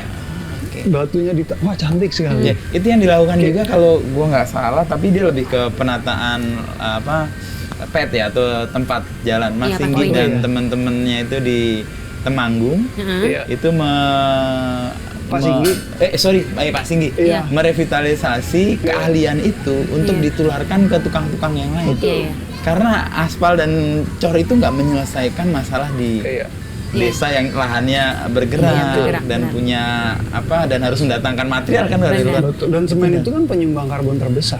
Nomor 2 kalau nggak salah. Setelah fossil fuel ya. Nomor 2 semen yang paling banyak ternyata dikonsumsi sama manusia, Mas. Makanya kalau orang punya kerja atau bekerja dengan semen tuh kayak kalau dia sadar dengan kalau itu yang gue alami sekarang nih, gue tahu ini jejaknya gimana terus mikir ulang untuk melakukan hal yang kalau lain. Bisa diminimalisir semen sih, kita cari alternatif lah. Nah itu kayak makanya di kami di Kebun Kumara jadi belajar lagi apa ya alternatifnya. Kita kalau mau ngebangun ini gimana itu kita selalu. Yang kita eksplorasi itu hal-hal yang kayak gitu mas. Nah untuk hidup sustain di perkotaan, menurut pengalamannya hampir 10 tahun kan kalian kan? Udah 9 tahun. Berarti kalian beli bahwa ini bisa dilakukan? Atau ada kondisi tertentu yang membuat ini bisa orang lain mimicking atau menirunya dan kemudian harus ada kondisi tertentu yang harus dilakukan. Kondisi tertentu. Kalau aku percaya definisi lestari itu sangat kontekstual ya. Jadi nggak bisa one size fits all gitu. Jadi aku juga selalu berhati-hati untuk jangan sampai semua orang merasa lo pelihara ayam atau enggak gitu. Jadi nggak harus kayak gitu bentuknya. Tentunya peran yang diambil seseorang, terus ruang geraknya, komitmen dia terhadap hal lain, dan lain-lainnya pasti menentukan dia mau seperti apa bentuk lestarinya. Dan kontekstual juga kan biasanya. Betul, sangat-sangat kontekstual. Jadi ya kayak kita belajar prinsip permakultur kan semua kembali lagi pada bagaimana menyesuaikan semua prinsip-prinsip yang ada terhadap satu konteks yang unik di orang itu, di lingkungannya gitu. Jadi aku rasa kalau ditanya bisa ya cuma carilah bentuk yang paling mudah, paling tepat, ya. Yang paling mudah untukmu diawali. Lalu memang itu kan itu kan sebenarnya grit sama resiliensi sama komitmen sih ujung-ujungnya, ya kan? Karena it does require a sacrifice, harus ada yang dikorbankan sesuatu, nggak mungkin enggak gitu. Jadi ya apa yang paling masuk akal, apa yang direlakan, apa yang menurutnya baik dan benar ya silakan dilakukan gitu konteks masing-masing. Tanpa kita melupakan juga, ini aku juga selalu bahas sama Dira, tanggung jawab terbesar bukan di individu ya, tapi itu adalah di pengambilan keputusan. Jadi it's the public policy, it's the decision makers, pemerintah, industri-industri besar, itu di mereka. Jadi the burden on them itu harusnya berkali-kali lipat dibanding the burden on us.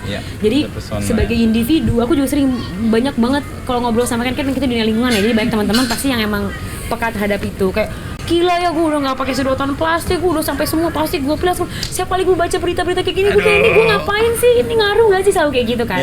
Kalau aku selalu ngerasa enggak, kita berdaya karena karena it makes us feel good juga kan, untuk kita melestarikan alam. Kita tahu kita melakukan yang baik dan kita mendapat yang baik juga dari semua proses itu. Cuma kita tetap harus menuntut bahwa ya pemain-pemain besar, industri dan pemerintah, Tanggung jawab lebih besar. iya itu it's on you guys to change the system gitu. Jadi itu juga sih. Jadi harus maksudnya ya kan we can only do so much kalau sistemnya tetap menjebak kita sampai kita nggak punya pilihan kan susah gitu. Ya satu hal tadi kontekstual ya, dan kemudian bisa melakukan apa yang mudah bisa dilakukan di sekitar yang paling mungkin. Tapi tanggung jawab terbesar ya sebenarnya policy maker dan sebagainya. Itu ini 2 tahun terakhir itu karena gue concern di sustainability. Kalau sekarang sebelumnya lihat sampah menumpuk tuh biasa banget. Tapi begitu lihat sampah sekarang tuh pikiran jadi kacau balau. Aduh ini gimana, siapa yang akan ngurus? 7.000 ton sehari dari Jakarta loh mas, produksi ke Bantar Gebang 7.000. Gila kan? Sesuatu yang kita tadinya itu informasi sambil lalu aja. Nah itu kesadaran tuh emang menyiksa sih. Begitu sadar itu, aduh gue bisa apa ya melakukan ini. Nah aku pasti yakin Dira dan Sandra pasti punya hal yang sama tuh, kecemasan-kecemasan yang jadi jadi kayak skala-skala kecil yang kita bisa lakukan, kita lakukan. Tidak melupakan ada skala-skala besar yang harus kita tuntut tetap gitu. Ya dan kadang kalau biasanya kalau sama yang lebih muda atau sama orang yang baru mulai, itu kan kalau baru mulai ke dunia lingkungan cenderung kalau mengkonsumsi itu baru kan jadinya kayak agak kesana ekstrim ya, nggak boleh ini, bahkan harus kayak gini, harus gini. Ya menurut aku wajar karena kan baru awal, tapi lama-lama akan menemukan bahwa lu jangan perang antar sesama, bukan di situ perangnya, harusnya diperang sama yang lebih gede karena emang tuntutannya ke mereka kan. Gitu. Itu aja sih. Mau nambahin nggak? Kamu kan biasanya kamu yang suka menggebu. Biasanya dia nih mas, aktivismenya keluar. Tapi sekarang ya udah. Enggak sih, menurutku apa ya? Menurutku krisis iklim itu krisis yang paling real, krisis yang paling penting untuk kita atasi bersama sih. Nggak ada krisis yang lebih penting dibanding krisis iklim menurutku. Masalah ekonomi, masalah politik, itu semua nggak akan ada kalau kita nggak punya bumi tempat kita tinggal. Dan itu jadi, aku merasa itu jadi sesuatu yang bukan penting, krusial ya. Aku bahasa aku bukan udah lebih dari penting lagi gitu. Krusial, ini sesuatu yang krusial kalau buatku. Ini krusial gitu. Jadi oke, orang lain nggak mau ngelakuin nggak apa-apa, kita harus ngelakuin. Aku gitu statement. Nggak apa-apa orang lain nggak mau ngelakuin, tapi kita kita lakuin. Dan kita yakin aja. Suatu hari akan ada perubahan. Tapi kadang-kadang gue cemasnya tuh begini, misalnya sama lah kita punya konsep bahwa kita bisa melakukan sesuatu untuk memperbaiki. Ketika kita menuntut orang lain melakukan itu membuat kita capek lah. Itu satu hal. Tapi kalau kita ngomong ini psikologi sosial misalnya, ini kebetulan psikologi kan ada ekosistem, ada society yang harus punya kesempatan untuk dia mengintervensi dengan banyak cara kan untuk membuat orang nggak sendirian akhirnya burn out ya. Dan kalau kita lihat juga yang skala lebih besar, dunia itu kayak berbalik nih sekarang. Dari yang tadinya punya komitmen yang cukup tegas tentang ya Paris Agreement atau apapun lah terkait dengan lingkungan, tiba-tiba ya nggak tiba-tiba kita lihat Trump lah misalnya, dia emang kelakuannya kayak gitu dan ini dinyatakan lagi nih bahwa omong kosong dengan krisis iklim gitu kan. Itu kan, nah menghadapi kayak gitu kalian sebagai orang yang bekerja di bidang atau menggulati ini sebagai pilihan, merasakannya gimana? Gue cemas dan gue sampai sekarang kebingungan gimana menyikapi ini gitu. Kayak gue kayak melawan dunia deh gitu. Ini bener nggak sih yang gue lakukan? Kadang-kadang ngerasa gitu tuh. Iya aku kadang ngerasa kayak gitu. Salah ya kalau nggak ngerasa gitu ya. Mungkin dia enggak ya, mungkin dia lebih zen. Lebih cuek sih. Lebih cuek. Tapi emang aku terbantu dengan membatasi juga sih mas. Maksudnya kan salah satu masalah zaman sekarang adalah information overload ya. Too much information is not bliss gitu. Jadi mungkin kita nggak perlu tahu semuanya juga. Ya udah kita jalanin yang kita lakukan aja. Di sana mau nggak percaya dunia lagi kebakaran terserah mereka, tapi kita tetap jalanin aja. Jadi kadang-kadang juga dibatasi lah, emang manusia tuh tidak terciptakan untuk mengkonsumsi informasi sebanyak ini dalam satu waktu yang sama.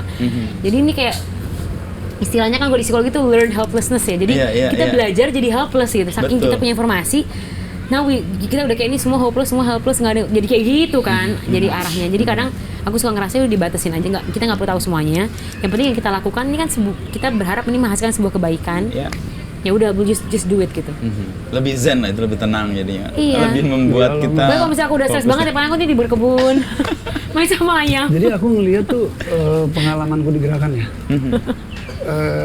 Momentum sih mas. Momentum. Harus ada momentum.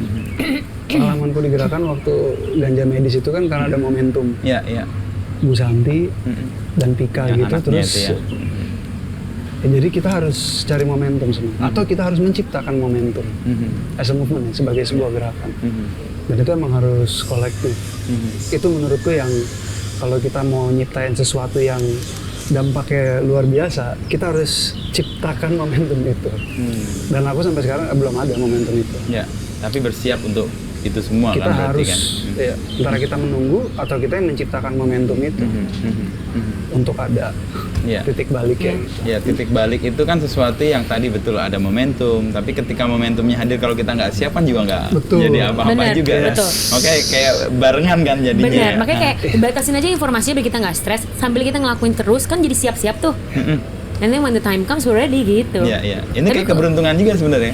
Orang kan Ada. bilang ada keberuntungan, enggak, orang bersiap untuk keberuntungan itu. Betul. Begitu datang dia ketemu dengan Bener. keberuntungan. Kalau nggak siap kan keberuntungan nggak jadi keberuntungan. Nggak jadi milik Iya benar. seorang itu juga ya. Nah, bisa cerita sedikit soal gerakan yang tadi lo sebut, Dir. Iya. Apa yang kemudian memunculkan keinginanmu untuk memperjuangkan tadi ya, ganja medis tadi? Nah, kita Oh, boleh ganja medis ya? berulang ke situ lah Wow, sedikit. boleh Tadi dong. salah disebut nih. Boleh silakan Dir.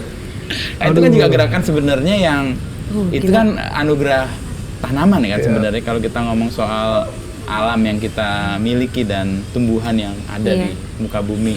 Kenapa ya? Aku merasa punya hubungan yang spesial aja sama ganja sih. Kadang-kadang aku akhir-akhir ini lagi males banyak bicara soal ganja karena aku rasa aku udah banyak ngoceh soal ganja dan nggak ada perubahan apapun gitu ya. Tapi kalau aku boleh cerita soal ganja, itu tanaman yang buatku spesial, buat aku ngerasa lebih hidup ketika memperjuangkannya. Itu tanaman yang ngebuat aku ada di posisiku sekarang. Aku belajar gimana ngebangun gerakan, gimana menghargai orang, gimana aku telah mengecewakan orang. Di situ aku belajar banyak. Gitu. Jadi aku sekarang bisa ada di sini dengan Kebun Kumara. Sebenarnya aku membawa pengalaman dan pelajaran-pelajaran Sebelumnya. itu. Gitu Mas. Makanya aku suka ngeliat Kebun Kumara kadang sebagai sebuah gerakan. Aku melihat Kebun Kumara sebagai tempatku bisa mengedukasi orang, yang itu juga salah satu. Ya, ya. Kayaknya itu salah satu dharmaku deh gitu ya, untuk bercerita gitu, untuk Yeah. mempengaruhi orang. Itu yang aku dapat. Tapi sekarang ya aku memposisikan ganja sebagai bagian kecil dan penting yang kita perjuangkan lewat Kebun Kumara. Karena aku sekarang menganggap ganja itu bagian dari ini harusnya nih. Harusnya dia bagian dari ini. Ketika ini berhasil, ganja pasti berhasil. Oke. Tapi kalau kita cuma memperjuangkan ganja, persoalan lingkungan yang lebih besar, aku yakin Nggak akan belum berhasil. sampai ke situ gitu. Jadi aku Itu sekarang part of iya, jadi Kebun aku Kumara balik ya? gitu Mas. Aku rasa dengan perjuangan ini dia Ada di situ. ada di situ. Karena jebakan ganja dengan industri ganja, jebakannya Wah, luar luar biasa. biasa, Mas. ya. Itu bisa jadi kayak industri padi. Persis.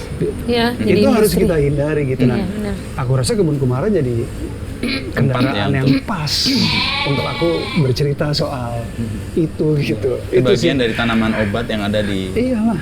Kebun Jangan Kumara. lo monokultur lagi, jangan lo Babat legalin hutan terus. buat tanam ganja doang. Nggak, mindsetnya nggak gitu dong. Nggak gitu, orang mindsetnya gitu Mas. Iya, iya, iya. Di industrialisasi Ini akhirnya kayak kan. yang terjadi Iya, di Amerika, di Eropa. Mindset mereka kan selalu melihat tanaman sebagai komoditas. Beda sama cara kita permaculture ya. melihat tanaman. Bukan lah. Kita sama dia saling membutuhkan. Dia bukan komoditas. Dan kesadaran ini terbentuk setelah di Bumi Langit atau sebelumnya? Setelah dari Bumi Setelah Langit. itu jadi ada satu ruang lagi di Kepala. kepalaku, di hatiku yang kebuka tuh, krak gitu kan. Nah, di situ ternyata pengetahuan itu udah ada di dalam diri kita. Itu cuma perlu ada yang Mengulik atau cuma mencetik, ngebuka aja Mas. Iya. Oke. Kalau saya yang Mas Wisnu lakuin ini kan lewat YouTube apa kan? memantik ya. Buka, orang kebuka itu Mas. Tak berapa banyak kita tercerahkan lewat nonton Persis. Ya. podcast gitu dimanapun lah, Mhm. tentang apapun lah di Ya, dunia ya. ini gitu. Itu aja sih, Ya. semuanya udah ada, aku yakin gitu. gitu, tapi ya menghadapi kehidupan sehari-hari ya tetap berat juga walaupun diomongin gampang gitu. Iya betul. Soal yang tadi soal kekayaan pengetahuan yang sebenarnya udah ada baru kita pantik setelah dikulik itu ada istilahnya. Aku juga baru belajar sih. Ini menariknya ketemu dengan orang-orang di lingkungan tuh, gue belajar terus dapat. Ada makarya, ada makarti. Berkebun itu makarya. Sesuatu yang bagus dan luar biasa. Menanam itu makarya. Makarti itu ngasih knowledge asal tanaman-tanaman itu. Makarti gimana? Makarti itu memberi knowledge atau memberi pengetahuan atas kenapa kok harus nanam ini, kenapa tanam, dan dia mendata semua itu. Jadi itu sisi ilmunya, pengetahuannya, sementara berkebunnya itu berkaryanya, makarya itu menghasilkan sesuatu. Ini aku tahu dari teman-teman di Gunung Kidul itu.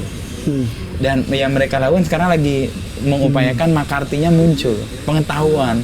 Jadi kekayaan pengetahuan masyarakat lama itu hilang semua. Kayak indigenous wisdom kan? Persis.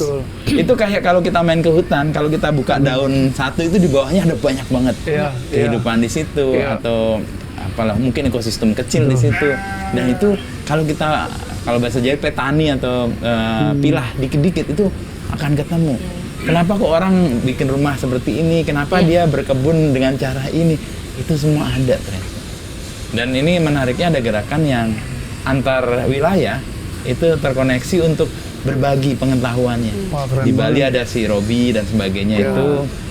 Yang di Jogja namanya Wong Gunung kalau mungkin tahu. Jadi dia bikin kitab sedemikian tebal. Isinya itu adalah makarti-makarti itu. Dan yang nulis anonymous semua.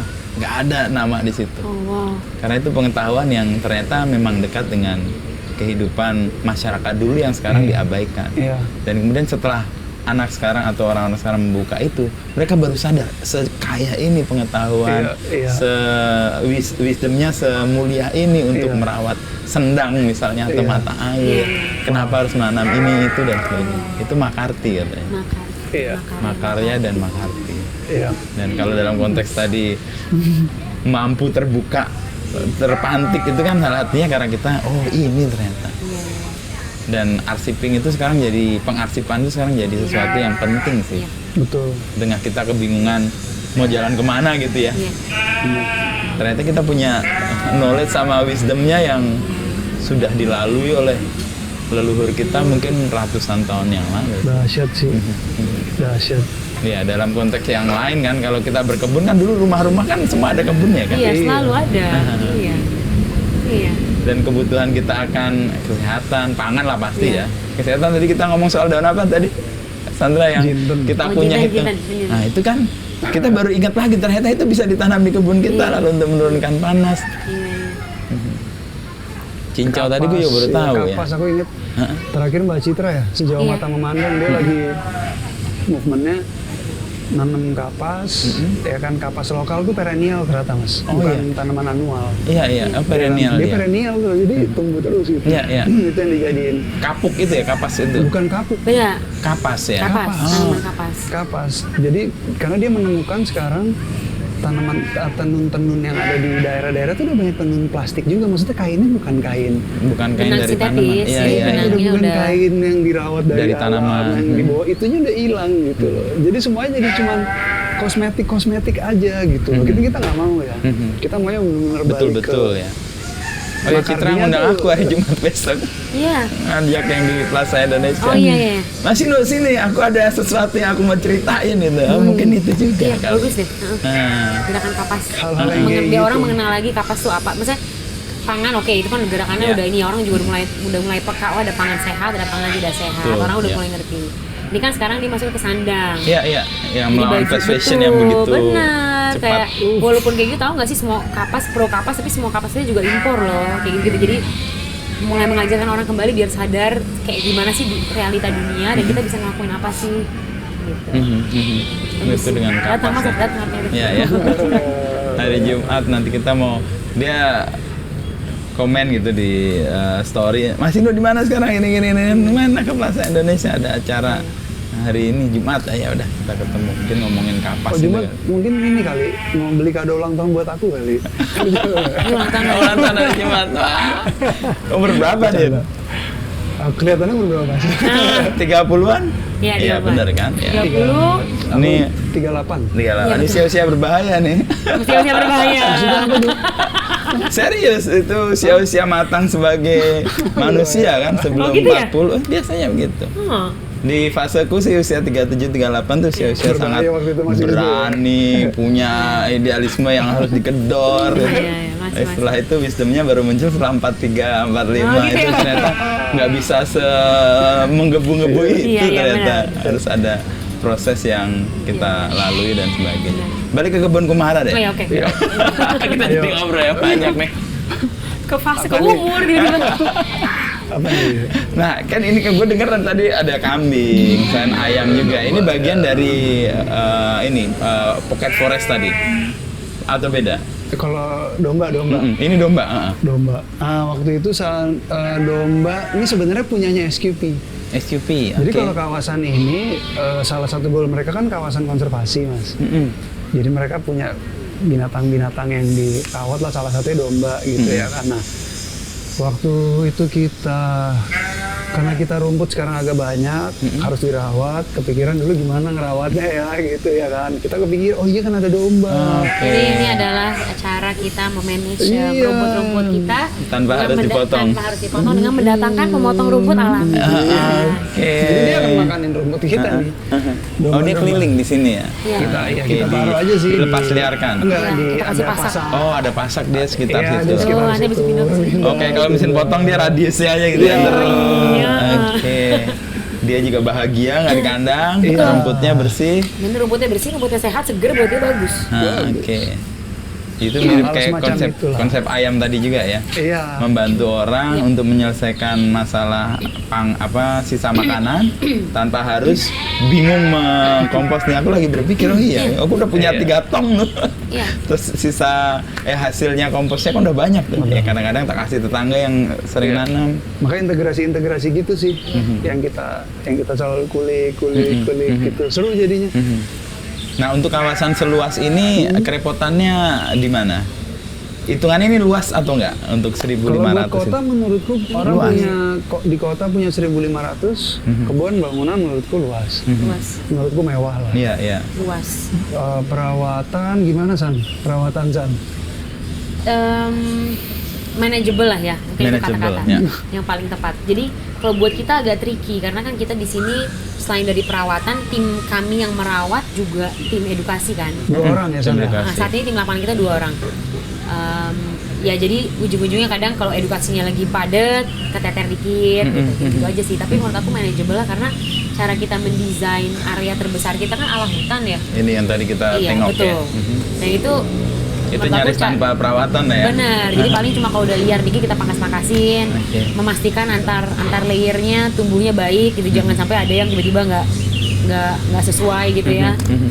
Itu kita cuma ngecek aja mastiin tanamannya oke, sama panen kan, sambil mangkas sambil panen gitu. Jadi oke sih, manageable. Ya, dan kunjungan orang atau masyarakat di sini mulai jadi kita kan punya beragam program untuk beragam market pasar yang berbeda. Jadi ada buat anak, ada buat sekolah, ada buat companies yang private, bisa private request sama kita, ada yang buat publik. Lumayan sih, cukup. Biasa orang kalau ngeliat kesini emang jadi agak beda ya, karena kan kalau di sekitar kita kan banyak rumput. Jadi pas dia ngeliat ada spot ada spot itu kok begini nih apa ya, biasa mereka masuk nanya-nanya, nanti kita kasih tour. Jadi kalau misalnya mereka tertarik, mereka ikut program kita gitu. Oke sih.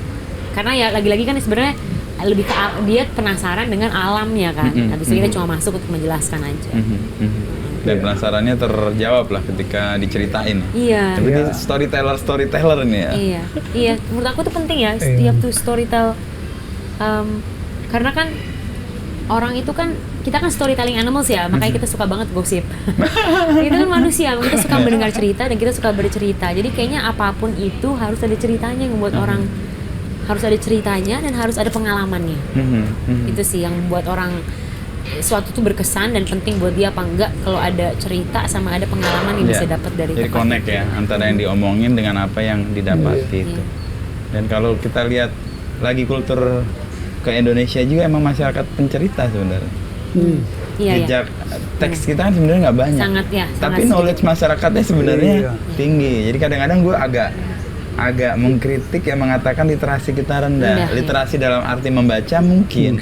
Tapi literasi orang mendapat pengetahuan dari bercerita itu kan turun-temurun dari dulu.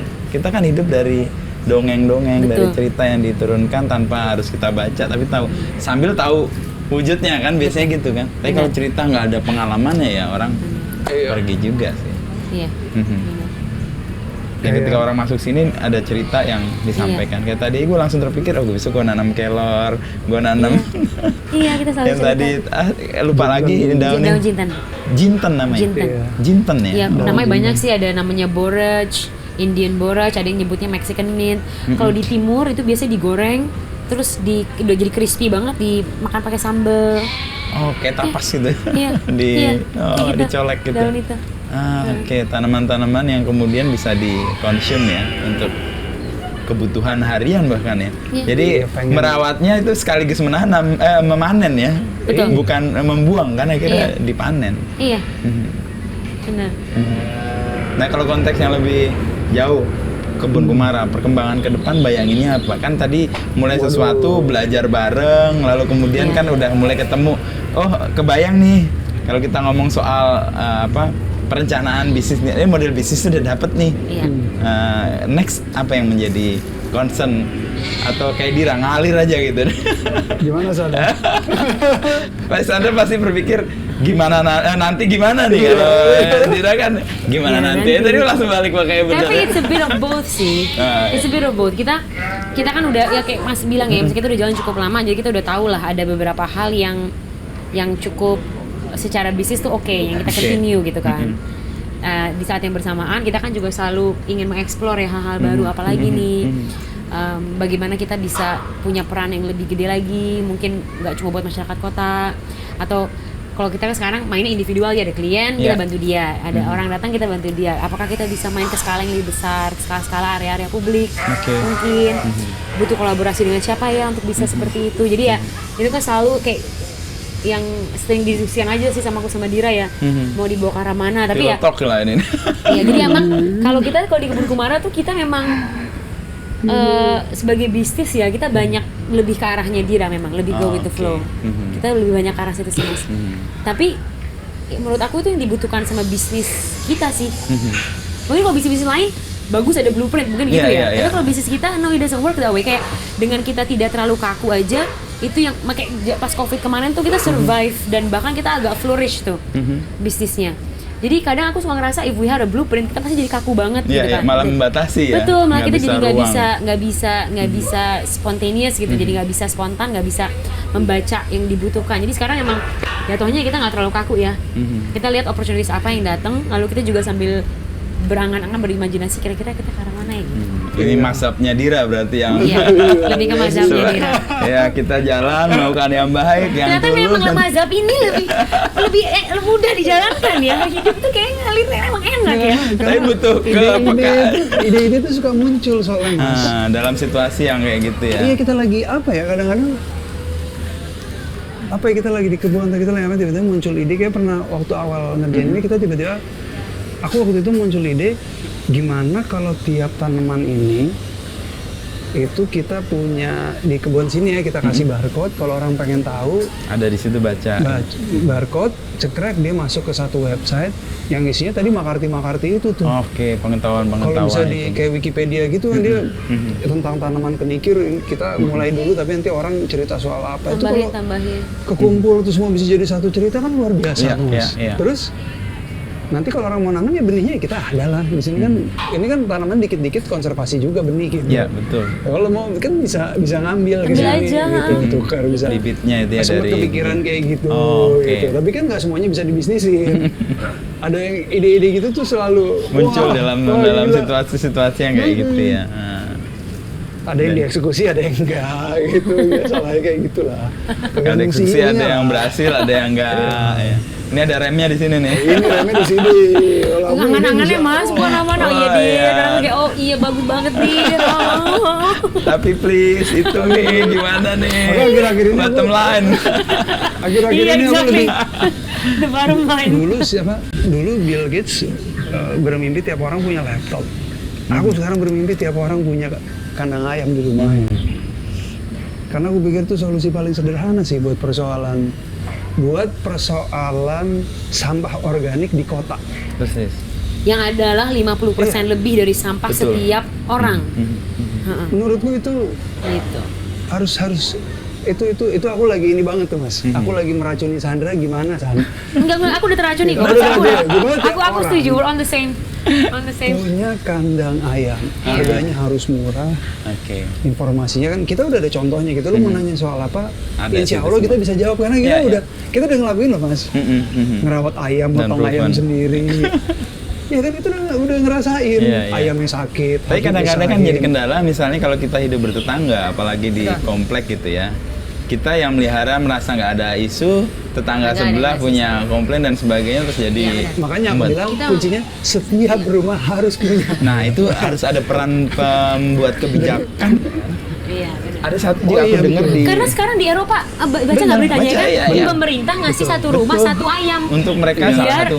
biar sampah lo Non-solve problem. nggak gue yang ngurus, di ayam ini yang ngurus gitu, literally kayak gitu. Iya, iya. Karena kan kalau soal sampah kan kita pasti tahu ya itu bagaimana itu diselesaikan di sumbernya. Betul, tidak Once dia dipindah. keluar itu udah jadi mudarat. Jadi emang ya kalau apalagi organik siapa yang mengambil Mas? Betul. Terus kalau udah diambil mau diapain gitu kan?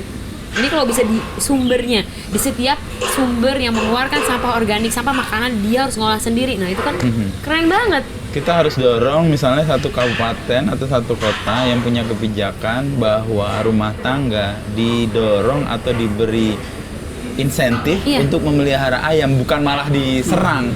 Iya, benar Itu kan kan? Dan menarik kalau jujur itu aja ya dilawan. Mas, orang kan suka aduh ayam tuh bau. Pertama bau bisa diatasi. Kita udah bisa bikin kandang ayam bebas Betul. bau dengan alas. Betul. Aduh ayam itu berisik. Pertama tidak lebih berisik daripada knalpot, tidak lebih berisik dari suara-suara yang kita sekarang dengarkan di kota. Iya. Dan itu kan Iya, suara alam dulu suara nangkap alam. sebenarnya. Dan kalau emang berisik banget ya udah dibatasin lah jumlah jantannya. Persis. Orang Karena kan yang berisik yang berkokok. cowok ya. Betul. Yang jantan. Cowok kan kalau kebanyakan oke mereka berkokok lebih berisik. Terus kalau yang betina kan cuma berpetok-petok kalau misalkan mereka mau bertelur habis itu kan oke. Sekarang juga banyak betina yang sebenarnya nggak terlalu beribut juga. Maksudnya bisa diatasi lah gitu. Iya, Jadi iya. nggak bisa gitu loh. Jadi menurut aku semua yang keluhan itu bisa dimitigasi juga. Persis. Dan Ayam, kayaknya ada dorongan yang harus kita buat dalam movement ini Iya. supaya pembuat kebijakan itu Harus tuh. mengencourage orang yang melakukan itu, bukan malah dihukum dalam tanda Bener. petik oleh tetangga-tetangga itu. Jadi kalau ngomong ketahanan pangan, saya bilang piara ayam. Nah ya, Kalau mau ngomong ketahanan pangan, sama apa tanam kelor. tanam kelor itu udah cukup ya secara. Itu menurutku tahap awal selesai itu. Telur ke sampah masalah, sayur pagi kita bisa makan tiap hari. Minimal di situ kita udah beres. Minimal ya. Iya. Dan Simple. sekarang kayaknya jadi keren juga. Gue lihat belum lama sih, mungkin setahun lalu ya. David Beckham itu kan juga miara Oh ayam. sangat iya. Dan dia nanam juga kan. Bener gardening. Nggak tahu apakah dia bener atau enggak, tapi Iya. setidaknya Tapi itu dia jadi punya pengaruh kan, membuat orang ngerasa oh fine juga ternyata miara ayam, gardening juga membuat itu. Dan aku ngelihat berapa tadi di awal sebelum ketemu Iya. Dira kan ngomong soal si temanku yang di Jogja itu. Oh tadi udah ya. Yang dia kemudian melihat kalian kebun kumara melakukan iya. itu dan lihat kecenderungan dunia dan dia cemastikan sampah di rumahnya dan dia nggak bisa melakukan apa-apa selain composting yang kemudian menumpuk, akhirnya dia piara ayam.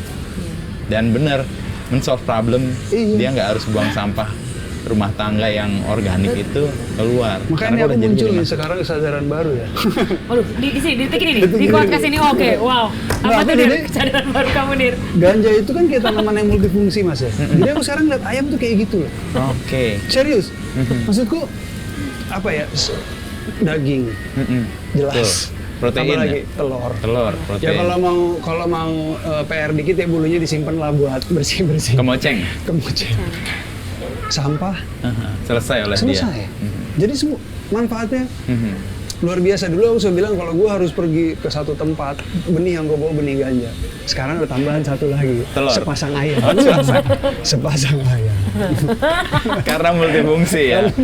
Dan benar. Dan telur ayam yang dihasilkan oleh ayam yang kita pelihara sendiri Wow. jauh lebih kaya Jauh proteinnya. kaya. Aku ngerasain loh yang pertama, kalau dipecahinnya lebih susah. Oh, karena cangkangnya lebih Cangkangnya keras. lebih tebal itu Betul. aku rasain. Terus lapisan putihnya dia kayak ada 2 lapis, Mas. Lapisan kuningnya tuh kalau kita orak-arik lebih susah dipecahin dibanding yang ayam-ayam bertelur kita aku beli. nggak tahu artinya apa ya. Aku cerita maksudnya secara pengalaman ya, fisiknya faktual ya. Iya, fisiknya kayak begitu. Ya karena kan dia bertelur langsung kita ambil, paling disimpan beberapa hari kan di kulkas walaupun disimpan, habis itu jadi kan seger. Kalau ayam-ayam lain itu kan udah dateng dulu, naik dulu, jadi pasti pas nyampe ke meja makan kita ya mungkin udah nggak tahu usianya berapa, kan ada faktor itu juga, kesegaran pangan kan. Nah, kesadaran baru yang muncul hari ini kayaknya harus dipadu-padankan ganja dan ayam, itu paduan yang harus ada ketika kita tinggal di satu tempat. Iya benar. Dan di mana ya? Di Inggris atau anakku cerita karena dia di Eropa lah. Jadi telur itu ada klasifikasinya. Iya. Jadi telurnya peternakan. Oh ya, cage eggs, free range ini telur eggs, yang ya. hasil kualitasnya karena quality dari telur yang dihasilkan oleh ayam yang dilepas liarkan jauh lebih bagus. Ya, dan harganya jauh lebih mahal. Bener, cage eggs kan ukuran kandangnya tidak lebih besar dari ukuran kertas A4. Jadi bayangin ayam itu hidup 4 tahun lah bilangnya, masa produksinya ayam petelur. Di situ udah diem aja. Dia nggak nyakarnya, semua kebutuhan dia yang adalah hak dia nggak dia dapatkan kan. Mencak-cakan nggak bisa, kawin nggak bisa, kena matahari enggak, makanan cuma satu jenis. Jadi kan ini juga sebenarnya kalau kita bicara masalah krisis iklim, salah satunya kan adalah industrialization of everything. Termasuk binatang yang kita makan, bagaimana kan mereka di-treat sebagai mereka kan sentient beings ya. Maksudnya mereka juga punya hak yang walaupun kita makan mereka, tapi mereka juga punya hak kita berhutang. Kalau Sujiwo Tejo kan selalu bilang kita berhutang rasa pada mereka gitu, karena mereka memberikan sesuatu ke kita. Jadi sudah seharusnya kita memperlakukan mereka selayaknya, ada keadilan, ada pri keayaman atau apapun lah, pri kemanusiaan ya, pri kebinatangan itu juga ada gitu. Dan itu jelas-jelas menentukan kualitas yang pun nanti kita dapat di meja makan kan. Gitu. Ayam kayak sapi-sapi yang tersiksa, yang hidupnya tidak baik, dia mengeluarkan hormon pada dagingnya, daging itu dimakan sama kita. Sekarang kita mengeluh kenapa kok manusia pada nggak sehat ya? Karena daging yang kita makan nggak sehat. Jadi kayak semua itu kan sirkular dan semua balik lagi ke manusianya gitu. Jadi itu juga melihara ayam menurut aku nggak, saya kemarin ada satu orang komen di Kebun Kumara soal yang kayak, saya kecewa sama Kebun Kumara. Saya berharap Kebun Kumara itu justru menyuarakan bahwa kita harusnya jadi vegetarian dan vegan. Karena krisis iklim itu salah satunya adalah karena mengkonsumsi binatang. Aku paham banget sama argumentasi, sangat paham. Cuma di satu sisi ya kita jelasin ke dia. Tapi kalau aku kan secara pribadi, kita di Kebun Kumara juga selalu merasa kita pelihara mereka tuh nanti kita tuh beda loh. It's not kayak lo makanan gue abis itu mau bunuh 4 tahun bunuh makan, nggak gitu juga gitu kan. Nggak sekaku itu, dan justru nanti kita menghargai pangan kita tuh jauh lebih besar, jauh lebih dalam, karena justru kita tahu kayak gimana gitu mereka memperlakukannya. Kita kayak waktu awal kita motong ayam kita sakral banget tuh Mas, sampai makan di meja makan sama anak kita aja kita sampai berdoa dulu gitu sampai. Itu yang dilakukan dulu orang-orang tua kita di desa kan, ketika dia mau lebaran, opor segala macam itu dibacain kah atau apa, ada ritualnya kan, nggak sekedar. Kalau sekarang kan papa. Karena kita sayang, kita sayang sama ayam kita. Kita penghormatan kan, itu kita jadikan dia sebagai makanan. Dan kesadaran ini mudah-mudahan jadi dorongan buat banyak orang. Tidaknya gue mau mulai duluan sih. Gimana memelihara ayam di lahan 2 meter, tapi harus meyakinkan paling nggak tetangga sebelah dulu nih. Kita ngobrol dulu lah supaya juga nggak tiba-tiba Mas di rumah berapa orang? Sekarang 4. Sampah makanan banyak? Sampah makanan yang ini udah kami olah 2 tahun terakhir udah nggak kami buang. Sisa dapur banyak nggak banyak? Kalau misalnya 2 kantong plastik itu sehari, yang sampah yang kering 1 plastik sehari. Nggak banyak, karena biasanya kami memang sudah memilah-milah. Kalau yang misalnya karton dan sebagainya udah kami tumpuk. Ya di rumah, ya di konsekuensi di rumah kami. Ya sampahnya tanggung jawab saya, tanggung jawab kami, sehingga bukan di TPA. Tapi misalnya karton udah kami tumpuk, nanti ada tukang pemulung atau tukang lewat, Pak ini Pak, atau buku-buku kertas-kertas yang nggak dipakai. Nah kalau yang basah itu composting, itu istriku. Yang tiap pagi bongkar, ya kadang-kadang baunya suamiku mana nih, nggak bantu nih. Aku bagian kalau udah jadi aja tuh ditaruh di pot-pot gitu, pura-pura buat tanaman dari mana. Ini ada tanaman bagus nih, ini. Wah ada monstera warna ini, kita curang. Jadi udah nggak bau. Curang tuh. Tiap pagi itu, sampah berkurang. Nah bayangan, karena komposnya ada banyak kan hasilnya, kan nggak bisa kita numpuk terus. Nah kalau ada ayam yang mengkonsumsi ekosistem itu dan dia menghasilkan protein untuk keluarga. Mas Dan nanti dia malah tiba-tiba solve problem. kita ngambil sampah dari mana ya? Gitu. Karena kurang. Iya, karena kita Bener ngambil loh, Mas. dari rumah mamaku, rumah mamanya untuk Sandra. itu ya. Jadi Ayam kadang- berapa di rumah? Kita ayam udah berapa? 10? Enggak, 13 ya? 14. Iya. 13. Oke, ya. Iya loh Mas, makanya aku juga jadi ngerasa kayak kita mungkin kakak semua rumah punya kandang ayam. Bisa jadi you can share it. Jadi misalnya Oke, aku satu ambil rumah. aku ambil sampah dua rumah, chicken. aku Iya, ambil community sampahmu chicken coop. sini. Nanti kalau ada telur, Mari split kita share. half-half. Udah. Itu keren banget. Kan it's Boleh, easy boleh. kan kayak maksudnya Itu iya ya community it's a base ya. communal, ya, Bisa. communal base. Itu mirip dalam konteks yang lain di Jepang. Orang kepemilikan mobil sekarang nggak banyak, tapi mobilnya adalah komunitas. Iya. Jadi misalnya dari komunitas itu ada mobil yang besar, ada yang kecil. Karena mereka transportasi publik kan juga bagus kan. Iya, Nah iya. ketika mau pakai, Pinjem dia bisa pinjaman. pakai gitu, mencatat lah dan sebagainya itu dirawat bersama dan mereka nggak punya parkir masing-masing di garasinya. Parkirnya di satu kawasan. Nice, itu begitu Aku lihat di seru satu kawasan di daerah Meguro atau apa itu menjelaskan Kayak itu. Nice. Kita ganti ayam tapi konsepnya ya. Makanya Iya, konsep bener. ayam ayam komunitas misalnya satu komplek gitu atau mungkin satu deretan gitu satu blok udah Iya. ada yang satu miara kita bareng-bareng Iya. sampah di situ. Cool. Nah tapi ini butuh keyakinan yang besar. Tempat ini jadi contoh. Hmm. Karena tempat ini kan banyak Iya, tenan-tenan, tempat iya. warung Betul, makan nanti gitu kita ya. mau coba ambil buat ayam. Itu gede loh, kapasitas kandang ayam kita di belakang bisa muat 50 ayam. Oh, 30 Iya kan? itu 6 kali 2 6 kali dikali kali 2 kali 12 2. meter persegi. Tingginya 2 meter. ya Iya. lumayan besar sih dan Besar. sebenarnya punya kemampuan menyerap sampah-sampah Iya. di dapur itu ya. Dan Bisa. itu banyak Restoran-restoran, pengunjung, kalau pengunjung bisa milah sisa sampahnya makanannya, langsung waduh. dikasih ke situ ya langsung. Jadi sore ini kita mendapatkan hubungan yang tadinya gue cari-cari antara ganja dan kebun komara. Ini juga baru ketemu nih. Ayam. Sangat ya, Dan tapi aku itu senang punya kalau kita menemukan di podcast multifungsi. ini. Dan jadi solusi yang menurutku banyak manfaatnya, nggak hanya untuk sampah semata kan, tapi juga untuk protein. Kita punya komitmen yang tinggi kan, kita melihara sesuatu kan komitmennya tinggi Betul, tuh. betul. Kita harus menjaganya, nggak bisa Benar. ditinggal begitu aja. Ini gue rindu dari Jogja nih. Kayak karena ngobrol-ngobrol kayak gini yang tiba-tiba Dapat tak. Iya. Kita dorong nanti cari pembuat kebijakan yang mendorong atau syukur-syukur memberi insentif untuk keluarga-keluarga yang melihara ayam. Karena dia menyelesaikan sampah kota kan, Iya. sampah kabupaten Iya. yang nggak diurusin sama dimulai dari para. keluarga. Bener. Betul. Jadi Yang sampah punya organik yang paling sulit. Simple. Udah sulit dipilahnya, kalau nggak kepilah udah nggak mungkin diapa-apain. Iya. Terus Iya. tadi yang bisa masih diapa-apain karena kena sampah Lalu itu nggak jadi bisa nggak bisa dipakai. diapa-apain Iya. gitu. Bener. Itu gerakan. Thank you. Mudah-mudahan Vira sama Semoga Sandra. tercapai, Kita sangat, bisa ngobrol sangat, dengan Mas. dapat koneksi antara ganja sama ayam dan kebun komara jadi platformnya.